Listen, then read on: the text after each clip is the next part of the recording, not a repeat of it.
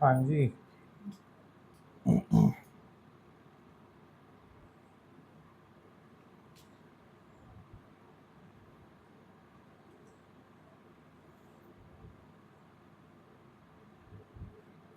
क्या बात लगी आज? मुझे उसमें ये बता रहे थे कि हम दूसरों के कारण ही हम अपना बिना वजह दुख को ही होते हैं, कोई दुख नहीं बना हुआ हमारे दूसरे के व्यवहार से अपना भी सोच बैठते हैं ऐसा हो गया ऐसा हो गया, कोई दुख नहीं बना हुआ। तो वादी में ये बताया कि यदि हम अपनी इच्छा को खत्म करते हैं तो दुख का कारण नहीं है, दुख का कारण और कर्ताओं का भाव नहीं होता है। मैं कर्ता का भाव नहीं होना चाहिए। अपने ख्याल दुखी ना करें तो हमें कोई भी दुख हम्म। नहीं।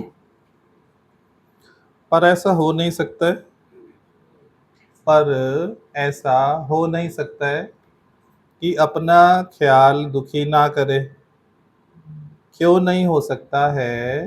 क्योंकि हमारे कर्म खोटे हैं। ख्याल कब नहीं दुखी करेगा? जब आप जीवन में ठीक चलोगे। आपका जीवन जो आपका रूटीन है, यदि वो ज्ञान पूर्वक नहीं है तो वो वचन गुरु का फेल हो जाएगा। आप क्या चाह रहे हैं? मैं कुछ भी कर्म करूं, कैसा भी चलूं, कैसा भी खाऊं पीऊं, पर ख्याल मुझे दुखी ना करे। ऐसा होना असंभव है। यदि आपने गड़बड़ की, आपके अंदर वाले ने बोला कि तुझे बाहर का खाना सूट नहीं करता, जाते हुए भी बोला, रेस्टोरेंट में एंटर करते हुए भी बोला, टेबल पे बैठे फैमिली के साथ तब भी बोला कि तू ये मत लेना, तू कुछ और ऑर्डर कर ले, तब भी आपने नहीं सुनी। तब आपने सबके साथ जो भोजन था वो ग्रहण किया। फिर उसके बाद घर आने पर तबीयत खराब हुई, सारी रात भी खराब, अगला दिन भी खराब, धंधा भी खराब। फिर आपने पॉइंट याद किया कि भगवान ने बोला है तेरा तुझे ख्याल दुखी ना करे तो कोई दुख बना ही नहीं है। आप बताओ, ख्याल आना स्वाभाविक है या अस्वाभाविक है? यदि कर्म खोटा है तो ख्याल आए बिना रहेगा नहीं।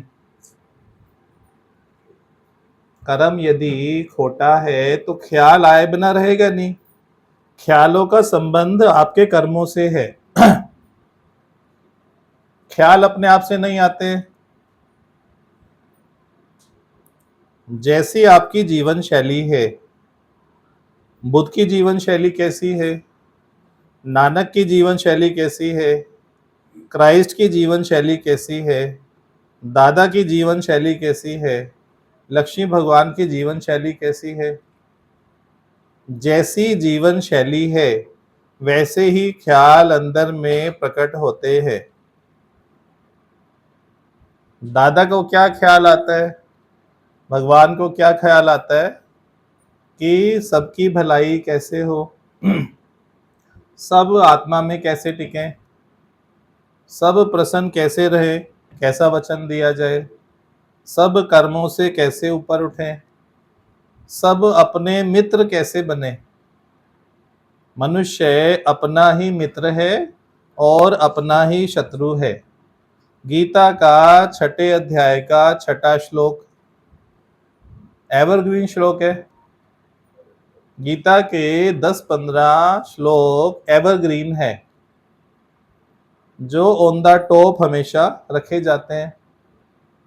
कभी भी आप उनका अध्ययन करो तो वो तुरंत आपको सुखदाई होते हैं। एक तो है याद सुखदाई, साईं तेरी याद सदा सुखदाई। एक है किसी चीज का अध्ययन करें तो भी वो सुखदाई हो जाती है, किसी चीज का अभ्यास करें तो उसका भी फल सुख निकलता है। और कोई अच्छा भी कर्म उसका भी फल अच्छा निकलता है। जब बुरे कर्म का फल बुरा निकलेगा तो अच्छे कर्म का क्या निकलेगा? अच्छे कर्म का अच्छा फल निकलेगा।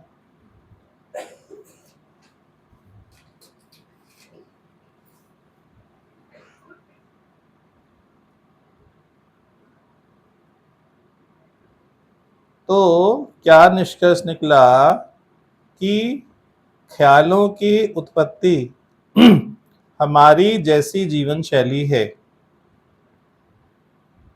उसके अनुरूप ही ख्याल उत्पन्न होते हैं। एक सोने का व्यापारी है, एक शेयर का व्यापारी है, एक मैचेस में सट्टा लगाता है उसका व्यापारी है। सट्टा लगाने वाले को क्या सोने के रेटों का ख्याल आएगा? आज शायद 1,000 रुपये बढ़ गया होगा, मार्केट में उतार होगा या चढ़ाव होगा, आएगा ख्याल? शेयर मार्केट वाले को शेयर मार्केट का ही ख्याल आएगा, सट्टे वाले को सट्टे का ही ख्याल आएगा, और सोने का धंधा करने वाले को सोने का ही ख्याल आएगा। उन चीजों को आपने अपने जीवन में अंगीकार कर लिया है, उस धंधे को ऐसा अंगीकार कर लिया कि धंधे के अलावा भी 24 घंटा वो ही ख्याल उत्पन्न होते हैं।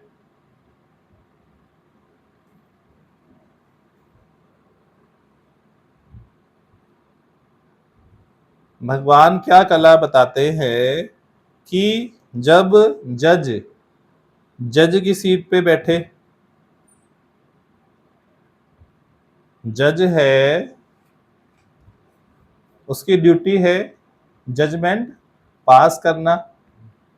यदि वो कोर्ट गया और कोई केस उसके सामने आया तो वो जज तो करेगा ही, कोई केस आएगा फिर जजमेंट देगा।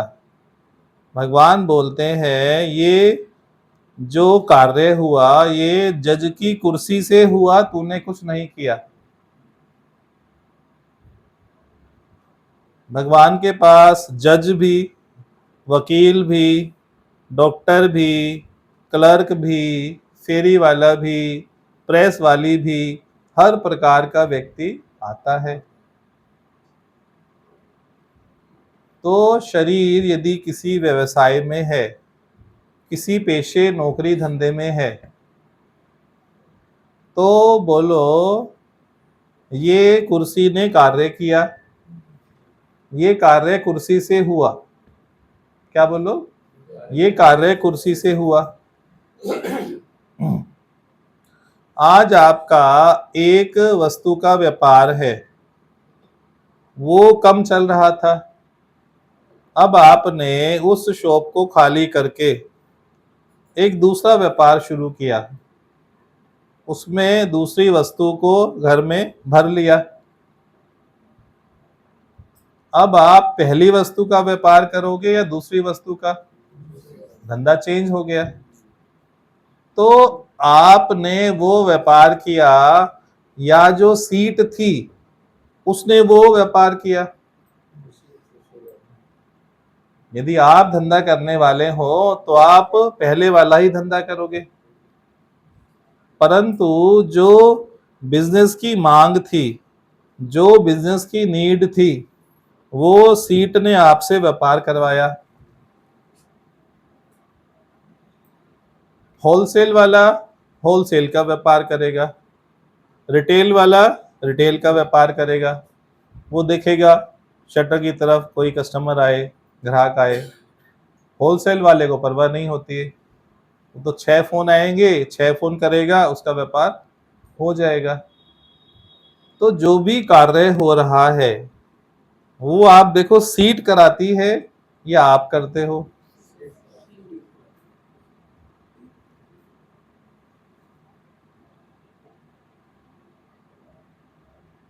क्योंकि देखो आप सुनने वाले की सीट पे बैठे हो, यदि आपको सुनाने वाले की सीट ऑफर की जाए तो आप स्वीकार नहीं करोगे, बोले मैं तो सुनने वाले की सीट पर है। अंदर में क्या पक्का है, मैं सुनने वाले, तो ऑफर को आप रिजेक्ट कर दोगे ना। तो आपकी सीट ने आपसे वैसे एक्शन करा लिया, पक्का है ना अंदर में, नहीं पक्का, आप बताओ। यदि मैं ऑफर करूं, मैं उठता हूं उधर बैठता हूं, आप उठ के इधर बैठ जाओ, ना ना ना पाप ना कराओ, आप ही बैठो, बोलोगे ना। तो अंदर में जगत की बात कैसे आपको पक्का हो जाती है, और बॉडी स्वतः ही उसके अनुरूप फंक्शन करती है। आप ऑफिस जाते थे, 8 बजे का ऑफिस या 7 बजे का स्कूल, तो सुबह आपको उसके अकॉर्डिंगली उठना होता था, तो शरीर की व्यवस्था उसके अनुरूप स्वतः ही सेट हो जाती है। 5 बजे यदि आपको उठना है, 7 बजे तक निकलना है, और 2 घंटा घर के काम में तैयार होने में लगता है, तो स्वतः ही बॉडी 5 बजे के अनुसार सेट हो जाएगी, सवेरे आंख खुल जाएगी, हाथ पैर उसके अनुसार ही काम करते हैं। अच्छा, किसी को 11 बजे दुकान पे जाना है, 11:30 जाना है, 12 बजे दुकान खुलती है, तेलीवाड़ा हमारा लेट लतीफ है शादरा वाला, सर आराम से 12 बजे, कोई 12:15 बजे आता है, तो बताओ उनका शरीर उसके अनुसार काम करेगा कि नहीं करेगा। वो बंदा 10-11 बजे नाश्ता करेगा, आराम से अंगड़ाइयां ले लेके ऐसे ऐसे करके 10-11 बजे उठेगा, 9 बजे उठेगा। तो जैसी प्रकृति है उसके अनुसार देह बरतने लग जाती है।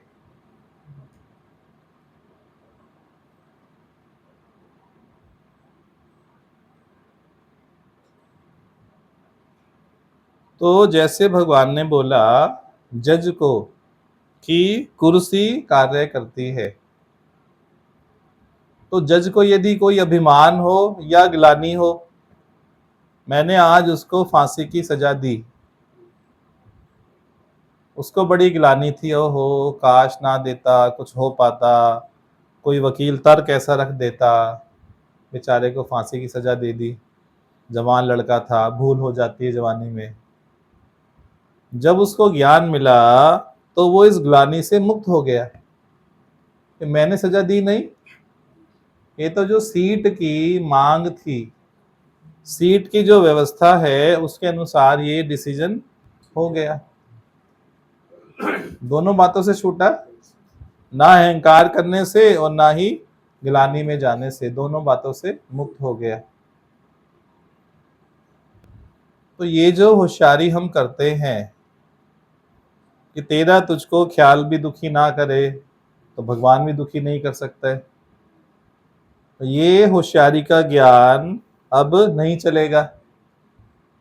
अब ये होशियारी का ज्ञान नहीं चलेगा। अब आपको पता लग गया है आपका किससे पाला पड़ा है।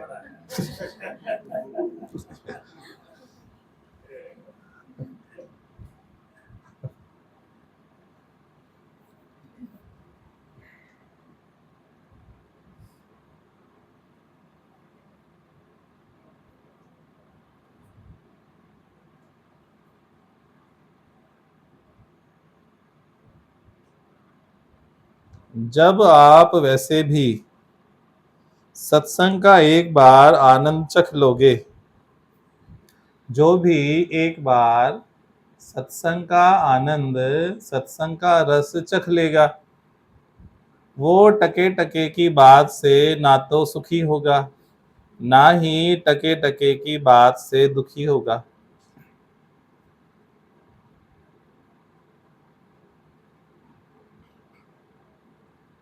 दादा ने सबसे वायदा किया है, इस सत्संग में जो भी आएगा उसको असीम सुख मिलने वाला है।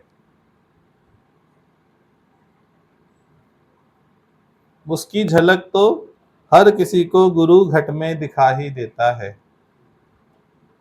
झलक सबको दिखी है कि नहीं?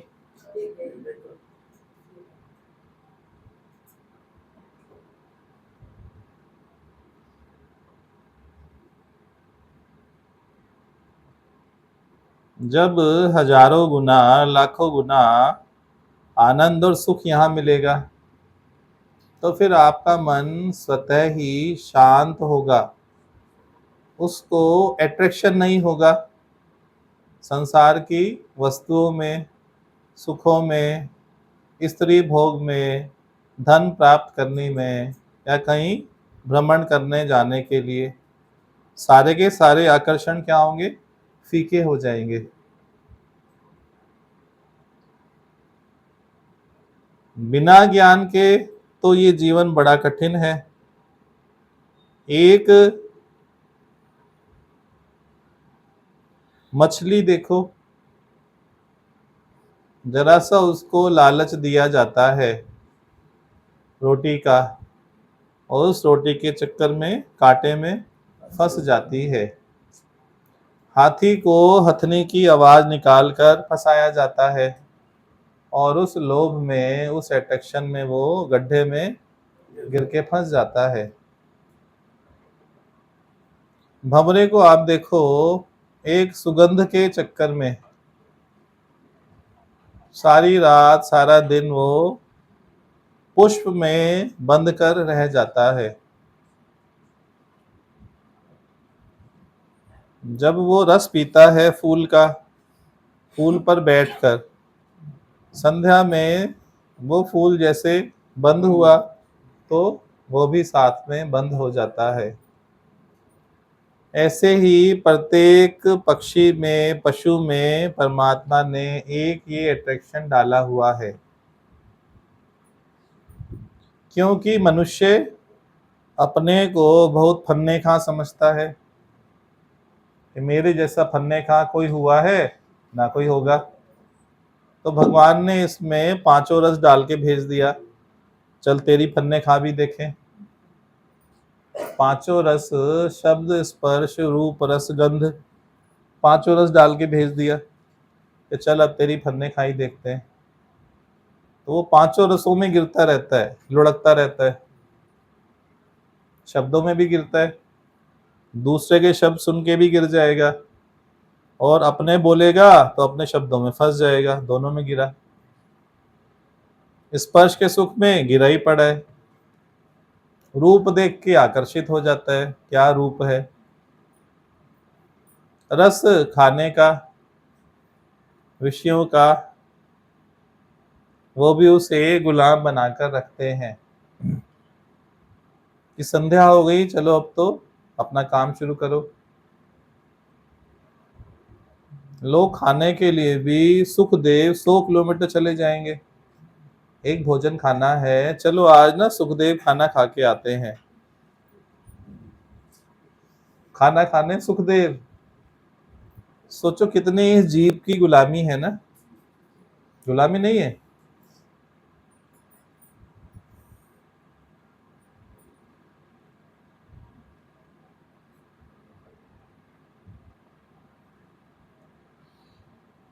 बस ये सत्संग ही है जो आपकी पूरी प्रोटेक्शन, पूरी रक्षा करता है।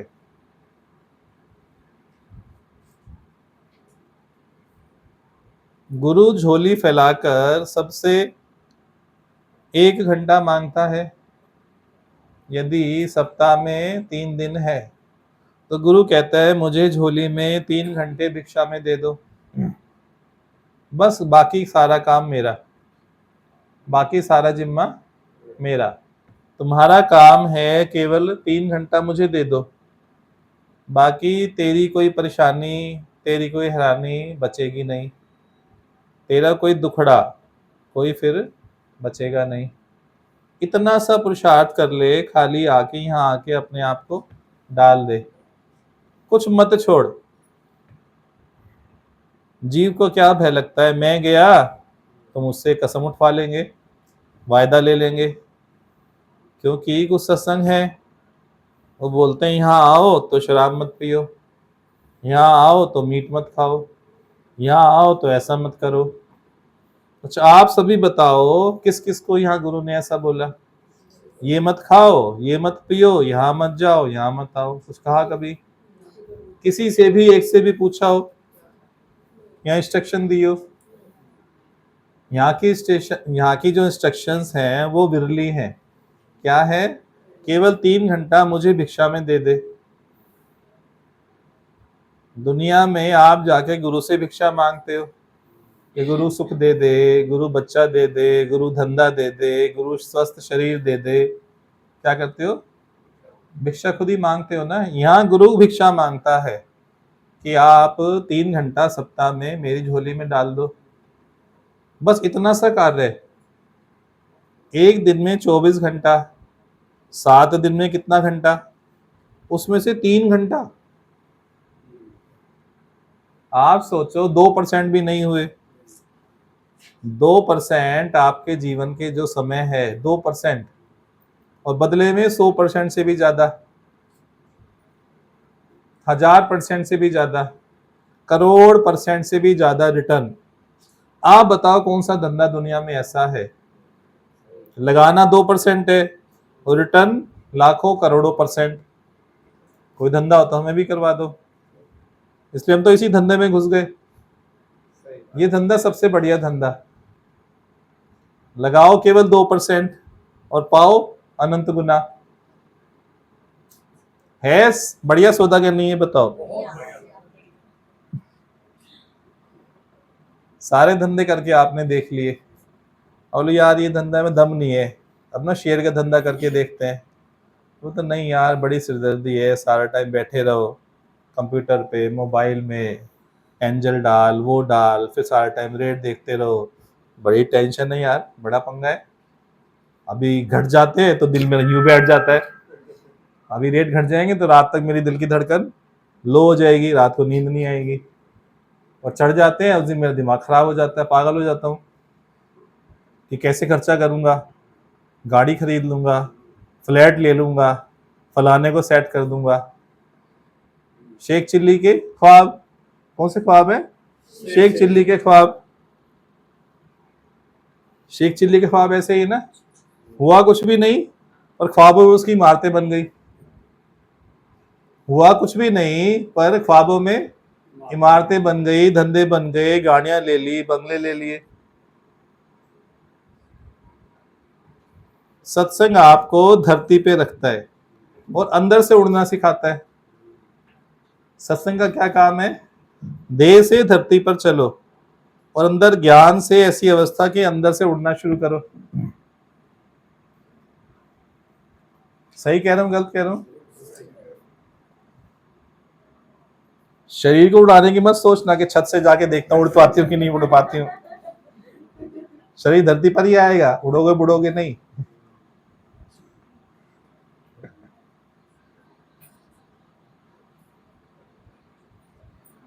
शरीर धरती पर और अंदर से उड़ना। उड़ती फिरूं क्या है? आज मैं आजाद हूँ दुनिया के चमन से, गिल्लोरी डा डा डा डा डा डा डा डा डा। गाने वाने सीख के आया करो यार आप लोग।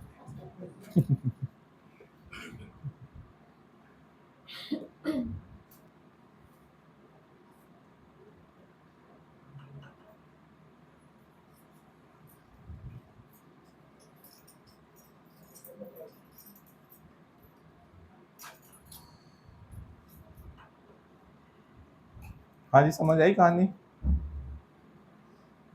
बढ़िया।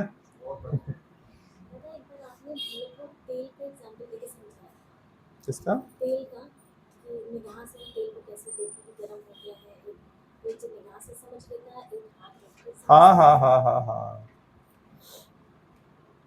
अलग अलग स्थितियां है ना।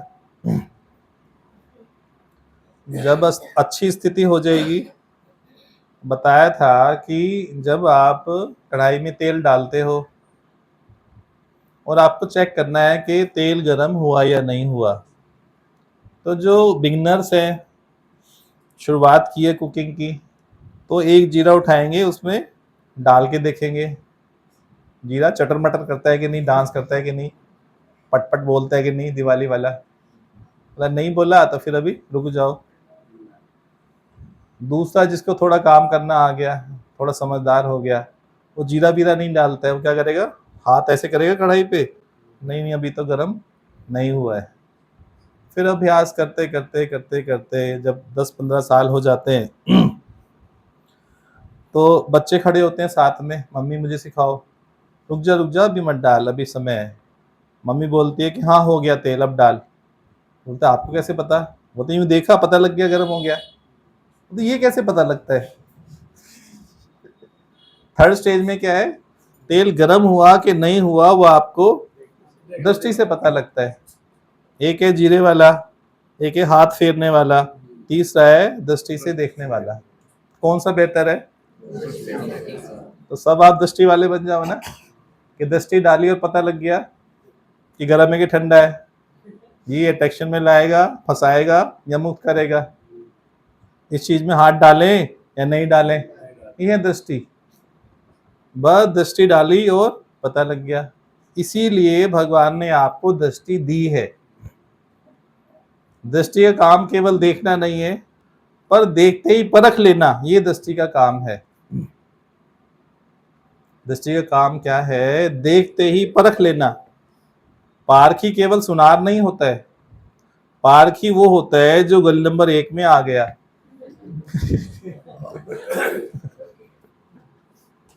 पारखी वो है जो देखते ही परख ले। यहां पर गिरने की संभावना है तो मैं परहेज करेंगे, मैं इसमें एंटर नहीं करेंगे।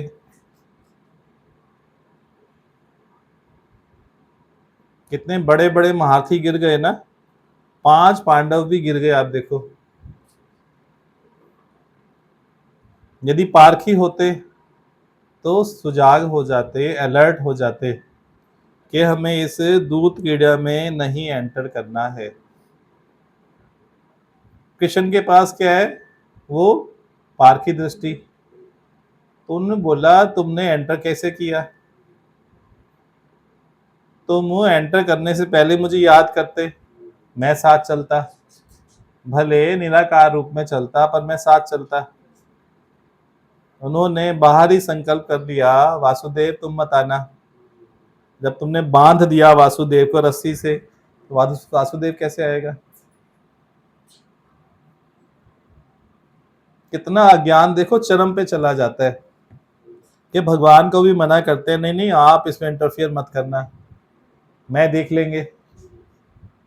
5 विकार डाले ना साणे में, 5 बातें है ना, शब्द स्पर्श रूप रस गंध।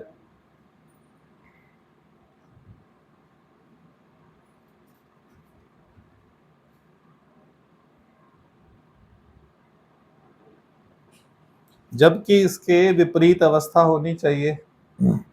कुछ भी काम करो तो गुरु को भगवान को प्रे करके,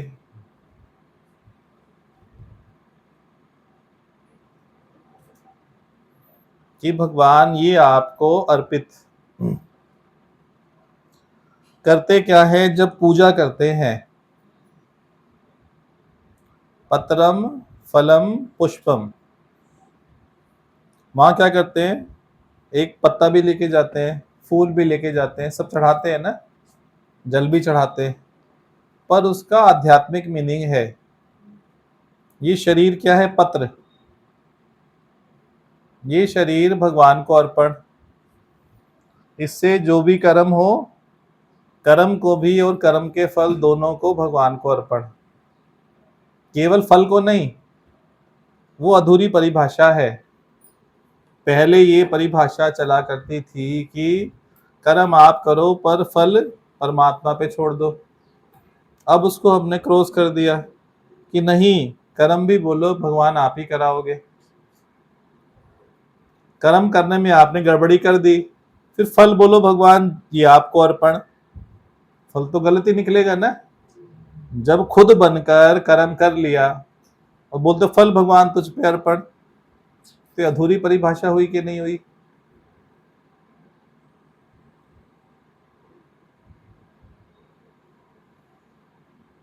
पत्रम भी, फलम भी, पुष्पम भी। मन क्या है? पुष्प है।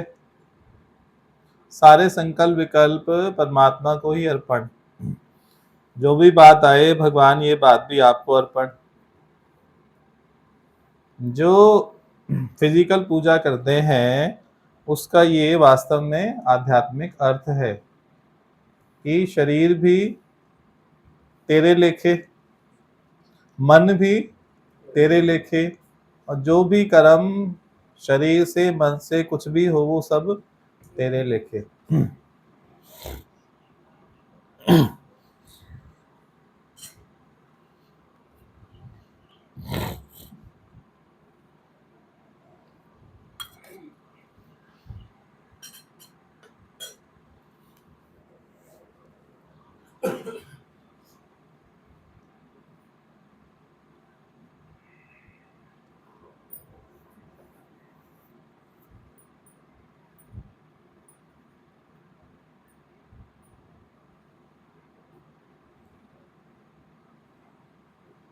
देखो जो ये 5 तत्व हैं, इसमें आकाश तत्व, आत्मा को आकाश की संज्ञा दी जाती है कि आत्मा आकाशवत है, आकाश नहीं है, आकाशवत है, क्योंकि आत्मा के और आकाश के गुण आपस में मैच खाते हैं। आकाश में आप कोई चीज फेंको, आकाश में कोई चीज टिकती है क्या? कुछ भी छोड़ दो, सब वापस धरती पे गिर जाएगा। कुछ भी आकाश में ना ठहरेगा ना टिकेगा। ऐसे ही मुझ आत्मा में कुछ भी टिकता नहीं है।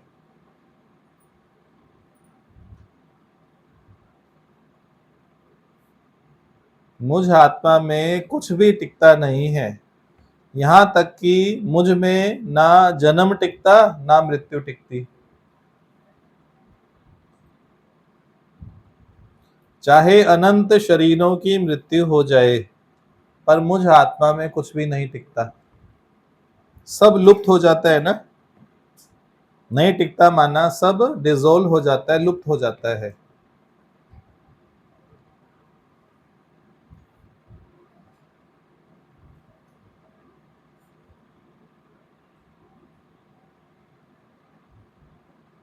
ऐसे ही मुझ आत्मा में ना कोई सुख टिकता ना ही कोई दुख टिकता, सब डिसॉल्व होने वाला है।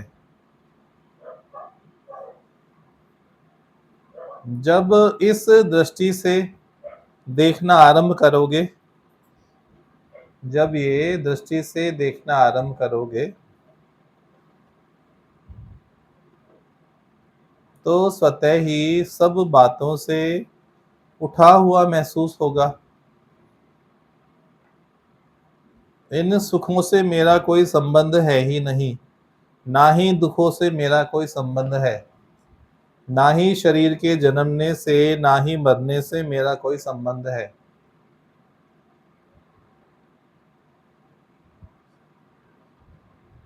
कितने असंख्य शरीर जन्मे, असंख्य शरीर मरे, पर मैं फिर भी ज्यों का त्यों ही हूं। मैं ज्यों का त्यों भरपूर।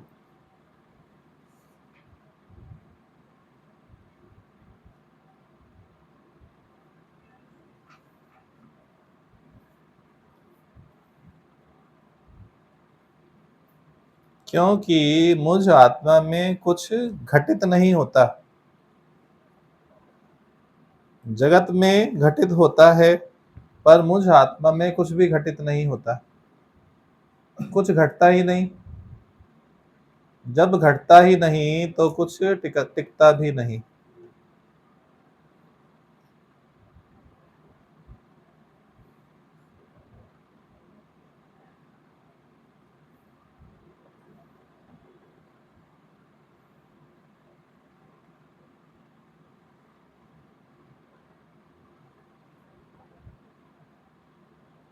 हाँ जी, कोई बात करो। भगवान ने भी बताया वाणी के अंदर, जो तत्व को जानता है वो दूसरा देखता ही नहीं। इसका अर्थ समझो।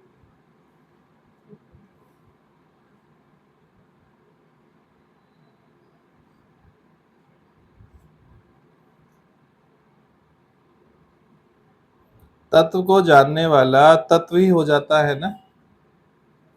तत्ववत निरभिमान, भोगी गृहस्थ अभिमान, भोगी गृहस्थ अभिमान, योगी देह अभिमान और तत्ववत निरभिमान। 3 लाइन है। भोगी गृहस्थ अभिमान, भोगी जो है भोग वाला जीवन, वो गृहस्थ में अभिमान से जीता है। मेरा है, मैंने बनाया है, मैं मेरा उसको पक्का है। भोगी गृहस्थ अभिमान और योगी देह अभिमान।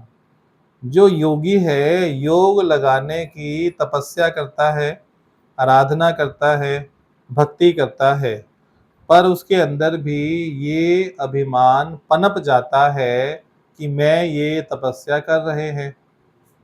उसको देह का अभिमान नहीं छूटता।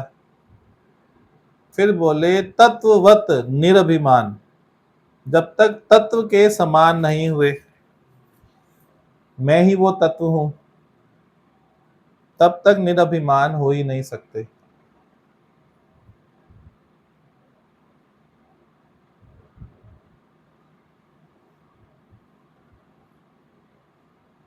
जो कुछ भी घटित हो रहा है इसको आप केवल जानने वाले हो। You are the knower, you are the self. आप पर्दा मात्र हो जिसपे सब घटित हो रहा है, और वो भी घटित रियल नहीं है। It is only reflection. World is nothing but it is only reflection.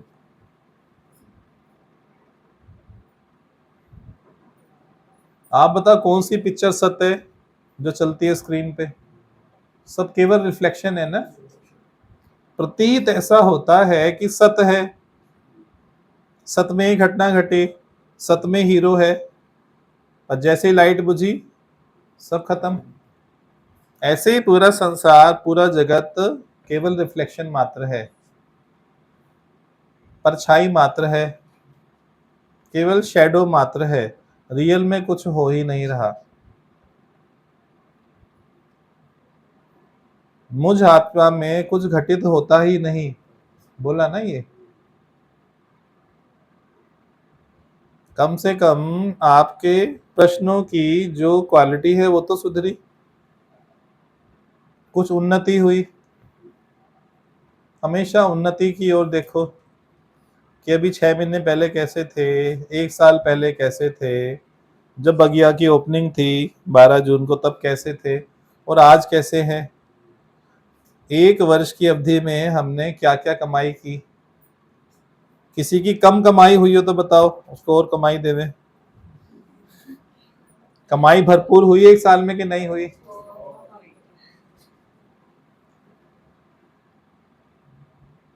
अपने धन से आकलन करोगे तो कभी तृप्ति, आपको संतोष आएगा ही नहीं। ये धन ही आपको संतोष और तृप्ति देने वाला है। कल से बेहतर, फिर कल से बेहतर, फिर कल से बेहतर, हमेशा बेहतर बेहतर बेहतर। जो कल थे वो आज नहीं है, जो आज हैं वो कल नहीं होंगे। बेहतर बेहतर बेहतर। बुद्ध भगवान एक बार भिक्षा मांगने गए, अपने साथ उनके 4-5 और योगी भी थे। जगह जगह गांव गांव वो भ्रमण करते थे, और भिक्षा में जो मिलता था फिर उसे ही ग्रहण करते थे भोजन के रूप में। कुछ घर तो आसानी से भोजन देते थे और कुछ नहीं देते थे। एक दिन धूप में काफी चलने के बाद कुछ भिक्षा नहीं मिली, तो एक द्वारे पे खड़े हो गए और पुकार की, याचना की भिक्षा के लिए, परंतु अंदर से कोई नहीं आया। काफी देर होने के बाद भी कोई नहीं आया, परंतु बुद्ध भगवान वहां पर डटे रहे। फिर एक स्त्री दौड़ती हुई आई और हाथ में कुछ था, उसने आके भिक्षा पात्र में डाल दिया। तो देखा, सभी ने देखा कि वो भोजन नहीं था बल्कि मिट्टी थी। उसने मिट्टी उठाई धरती से, जाके उसके पात्र में डाल दिया। तो 4 साथ में भिक्षुक थे, वो भिक्षुक पना छोड़ के सिक्योरिटी गार्ड बन गए। तो इसे तो हम देखते हैं अभी, आप आज्ञा करो इसको सीधा करें। बुद्ध भगवान बोले देखो कितनी अच्छी बात है। बोले इसमें क्या अच्छी बात है? बोले देखो आज इसको देने की आदत शुरू हुई है, आज इसने मिट्टी दी है, कल ये धीरे धीरे इससे बदल कर भोजन पर भी आ जाएगी। आज ऐसे है ना, देने की स्टार्ट तो हुई, अपनी खटिया से उठ के तो आई, सुख छोड़ा कि नहीं छोड़ा आप बताओ? चाहे मिट्टी देने आना है तो सुख छोड़ना पड़ेगा ना, गेट तक जाना पड़ेगा ना। आपके घर में तो झगड़ा होता है, बैल बजी, तू जाके देख के आ, मैं तो पहले देख के आई, तू देख कौन है, तेरा सामान आया होगा अमेजन से, तेरा पार्सल आता है, मैं नहीं जा रही, तू जा। आप तो खिसकते नहीं, खिसकते हो क्या? बंदी खिसकी, उठी, खड़ी हुई, गई, जाके मिट्टी पाई। देखो भगवान की सोच, ऐसे गुरु सोच करता है ना। कोई बोलता है कि वो योगी डोने ले आया, बहुत अच्छी बात है, कोई पॉलिथीन ले आया, बहुत अच्छी बात है। अच्छा, ना लाने से कुछ तो लाना शुरू हुआ, भले पुरानी पॉलिथीन घर की इकट्ठी करके ले आया, चल कुछ तो लाया, समझ कुछ तो खुली, स्टार्ट तो हुआ या नहीं हुआ? कोई पानी ले आया, चलो पानी तो लाया है ना, अच्छी बात है ना, शुरुआत तो हुई ना। तो गुरु कहते चल शुरुआत तो हुई, तो पॉलिथीन मत देख, पानी मत देख, नैपकिन मत देख, डोना मत देख, उससे शुरुआत हुई ना। कोई झाड़ू मार गया, बहुत अच्छी बात है, झाड़ू तो मार गया ना, शुरुआत तो हुई ना। तो ये दृष्टि है ना देखने की।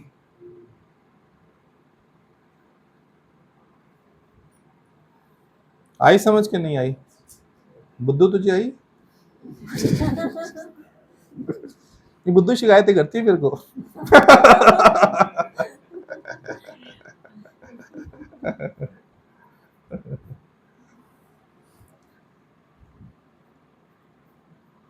बहुत अच्छा लगा गुरु जी, जैसे आपने बताया कि जैसे आपकी जीवन शैली होगी वैसे ही ख्याल। हाँ हाँ, सोते सोते भी आता है ना आपको। तो ये ख्याल इसके क्यों नहीं आते? क्योंकि ये जीवन शैली नहीं बनी ना। जिस दिन जीवन का अंग बन जाएगा, part and parcel of your life, इसके अलावा कोई ख्याल आएगा नहीं। धंधे में बैठ के भी इसका ही ख्याल आएगा, दूसरा नहीं आएगा।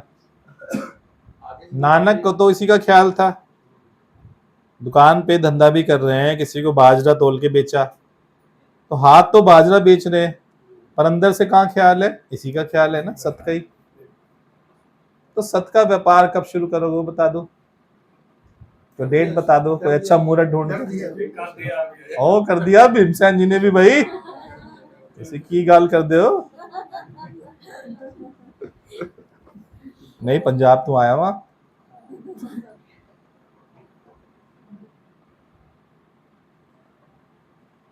चलो रिवाइज करो।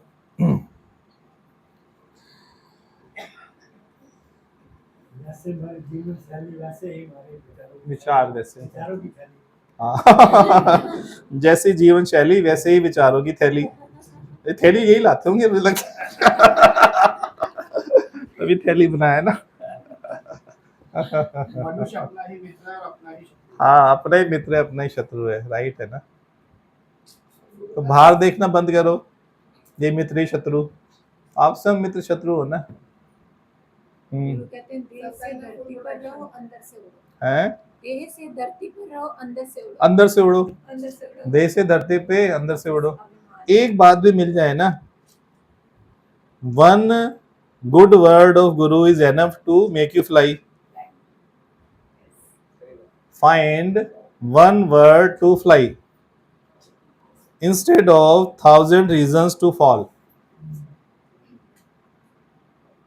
एक गुरु का वचन अच्छा है आपको राइज करने के लिए, उठाने के लिए, उड़ाने के लिए, 1000 आपके कारण बेकार हैं आपको गिराने के लिए। एक कारण अच्छा हो गया ना। जैसे आपने दृष्टांत सुनाया बुद्ध भगवान का, तो गुरु हमें कितनी उम्मीद रखते हैं। आपने बताया कि उन्होंने ये बोला कोई बात नहीं, आज मिट्टी दिए तो हाँ, उठ के तो आई। आप तो कुंडा नहीं खोलते, इतने निकम्मे। अच्छाई देखना शुरू कर। मैं नहीं उठ सकती, तू खोल के आ। हाँ जी, आप कुछ कह फुल प्रोटेक्शन दे रहा है। Full protection, right. भिक्षा दे दो, बस गुरु कहते हैं भिक्षा दो, भिक्षाम देही, 3 घंटा भिक्षाम देही। ऐसी भिक्षा कौन मांगता है, 3 घंटा भिक्षाम देही।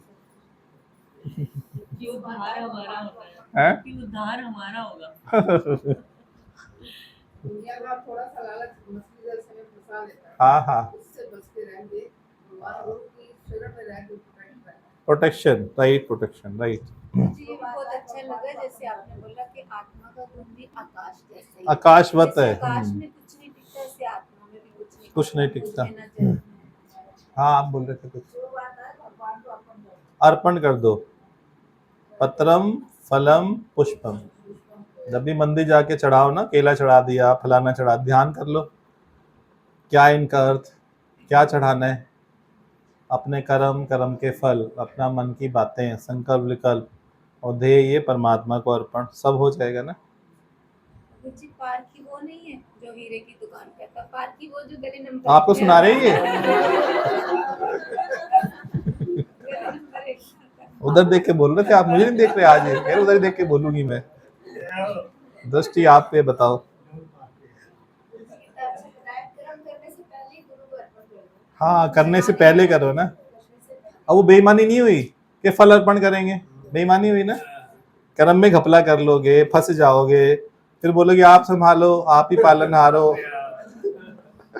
गुरु जी आपको ही ध्यान करते हैं, कितनी होशियारी करते हैं। ये भी बहुत अच्छा है। जब जो एक बार सत्संग में आग का आनंद चख लेगा, वो टके टके की बात से ना दुखी होगा ना सुखी ना सुखी होगा, राइट है। दोनों बातों से उठेगा ना, सुख से भी और दुख से भी। आपने बताया कि असंख्य शरीर आए गए, पर मैं आत्मा ज्यों पीते हुए। हाँ, मुझ में फर्क ही नहीं पड़ा। जब बुरे कर्म का फल बुरा निकलेगा तो अच्छे कर्म का फल अच्छा निकलेगा। हाँ,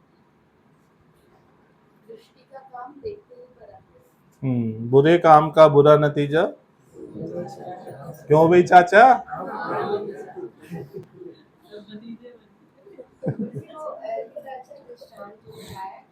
भगवान का साथ होने पर भी उन्होंने भगवान का कहना नहीं माना ना, तो कीड़ा खेली तो फिर अंजाम क्या हुआ, परिणाम कौन सी बात थी?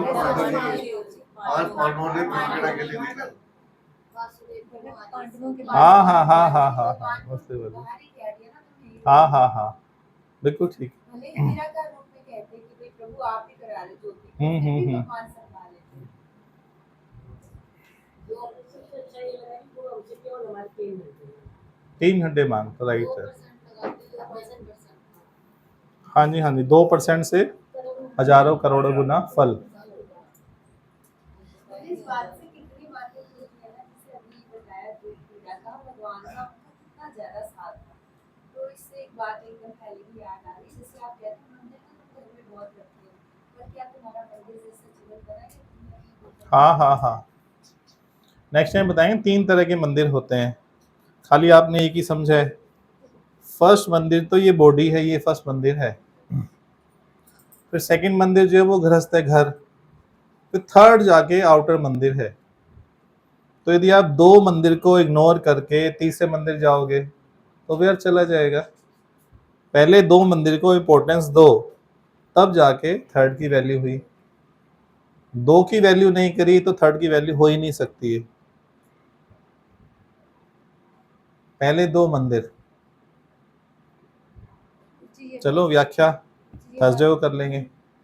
थर्सडे आपकी क्या है, एनिवर्सरी है, परसों एनिवर्सरी मनेगी हॉल की। ठीक है, सभी उपस्थित रहेंगे, मस्ती खोर को डांस वांस भी करेंगे। सबको नए कपड़े पहन के आना। हाँ, सभी तैयार होके आएंगे, सभी तैयार होके आएंगे। जैसे शादी ब्याह में जाते हैं ना, अपने फंक्शन में जाते हैं, ऐसे तैयार होके आएंगे। जो रेडी नहीं लगा उसको बाहर से ही बाय बाय टाटा, मिलते हैं संडे को, है ना। प्रीति को खड़ा करते हैं, bye bye tata. Dress check करेगी, अच्छी है, चलो एंटर करो।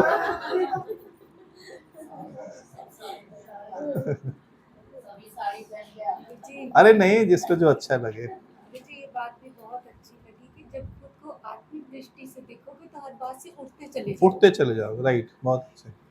हरिओम प्यारे। सोच की सीट पे बैठ हाँ जा रहे हैं किधर यार।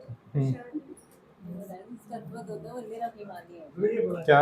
आपने योगी का बताया, गृहस्थी का बताया, अच्छा हाँ, वो किसी रिवाइज ही नहीं करा। पॉइंट सारे आप बोलते ही नहीं हो, डायरी लेके भरते रहते हो और टाइम पे बोलते नहीं है। जैसे भोगी ग्रस्त अभिमान, भोगी गृहस्थ अभिमान, योगी देह अभिमान और तत्ववत निरभिमान। हाँ जी दसो।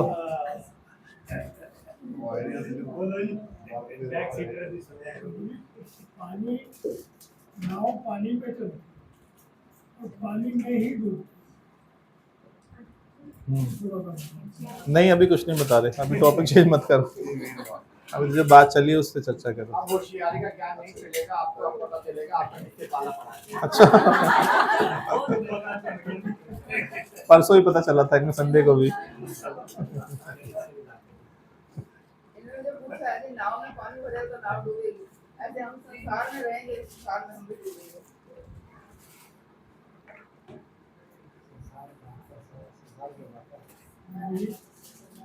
मन साफ है तो कोई डूब नहीं। जो बात चली ना उस पर चर्चा करो केवल, अन्य बातों पे नहीं। हाँ मिट्टी डाली ना, कुछ तो दिया, शुरुआत तो हुई ना उसकी। जीवन शैली के बारे में कितना बताया कि दादा की जीवन शैली क्या थी, क्या थी? उनके क्या विचार थे, उद्धार कैसे हो, अपने कैसे बने, आत्मा कैसे बने, क्या हमारी जीवन शैली। खाली मैं मेरे वाले के ख्याल आ रहे हैं तो जीवन शैली कैसी है? आपके ख्यालों से आपकी जीवन शैली समझी जा सकती है।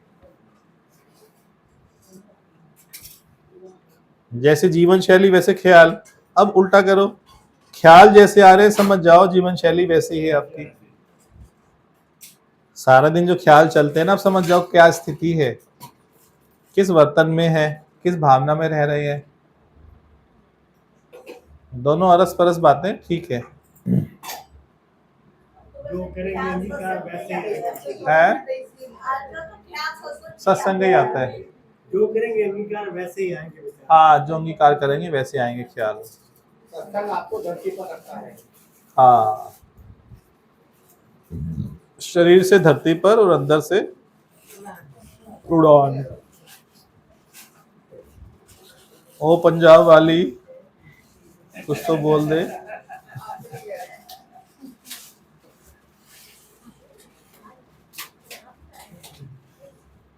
सभी में गुरु के एक को देखें, बस जो कर रहे हैं, जो भी कोई भी कर रहा है, जैसे मैं काम कर रही हूँ, तो बस उसकी शक्ति से कर रही मैं, तो इतना ही बस सोचते ना, कोई मुझे उसकी कुछ शक्ति कर नहीं, वो शक्ति मैं हूँ, देह अलग है।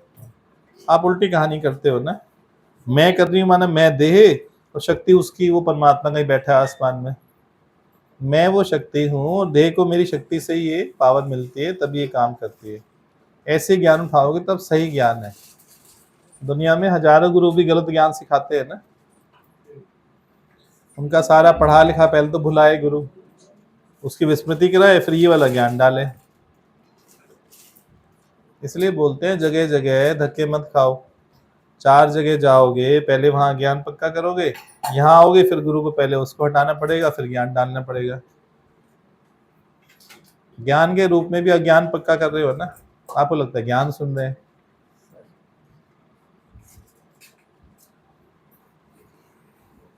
हाँ जी हरिओम जी।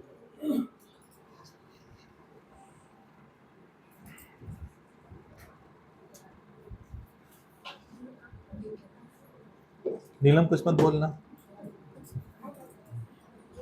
अच्छा लगा कि हम पहले अभी ये सोच रहे थे कि फल देते हैं भगवान को, पर कर्म देते हैं। कर्म।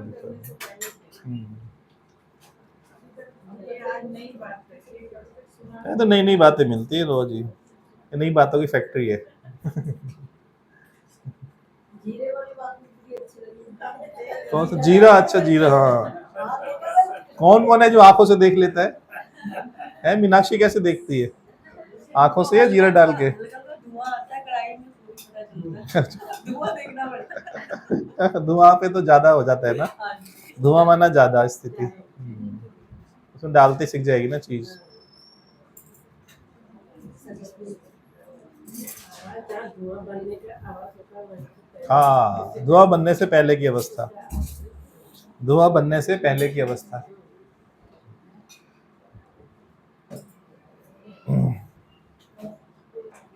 सबको ये बात बता थी या पहले ही, आज फर्स्ट टाइम सुनी?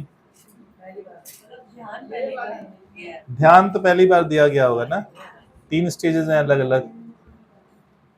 ये सबसे अच्छी बात है कि आपने उनको बताया कि मैं वो शक्ति मेरे देह मेरे से काम हाँ, देह मेरे से शक्ति से काम करती है। मुझे ऐसे है ना, सुन तो लिया जैसे ऐसा फिर भी उसपे ना ऐसे लिमिट में चलती हूँ। अभी मेरे को ना इतना समझ भी नहीं आता। कोई बात नहीं, थोड़ा समय लो, कोई बात नहीं। अभी आपका समय है जाने का, तो अभी आप सुनो अच्छे से, सत्संग सुनो, ऑनलाइन भी सुनो। और 10 जगह सुनोगे तो कभी स्थिति बनेगी नहीं, पहले ही पक्का समझ लो। 4 तरह के मत मतांतर सुनने से कभी स्थिति नहीं बनती है। जहां भी आपको अच्छा लगे उसका पूर्ण रूप से उसी को सुनो बस। फर्स्ट नियम ये है, फर्स्ट कायदा कानून ये है।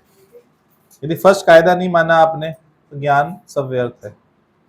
जो भी आपको प्रिय लगे, पंजाब में, अमेरिका में, दिल्ली में, लुधियाना में, कहीं भी जो आपको प्रिय लगे, बस उसी को समर्पित हो जाओ एक जगह। तो ऊपर ही टंगे हुए हैं वही रहते हैं। हरिओम प्रभु, हरिओम। धन्यवाद।